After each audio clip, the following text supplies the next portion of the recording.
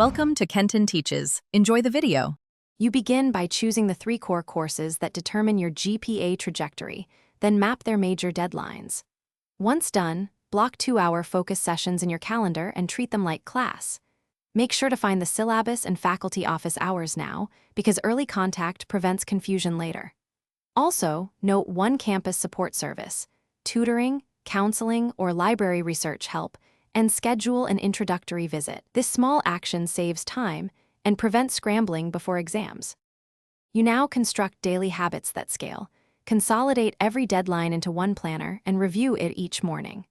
Then apply active study techniques, spaced recall, self-testing, and explaining concepts aloud, because passive rereading wastes time.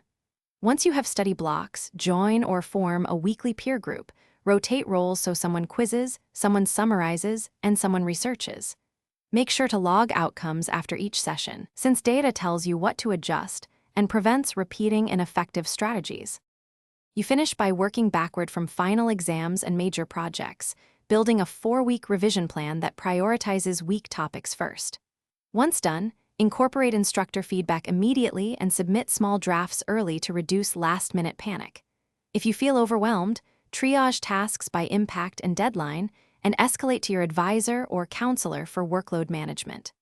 One key troubleshooting tip: when momentum stalls, cut study blocks to 25 minutes, focus strictly, then reassess, short win. Thanks for watching. Please subscribe if this video was helpful.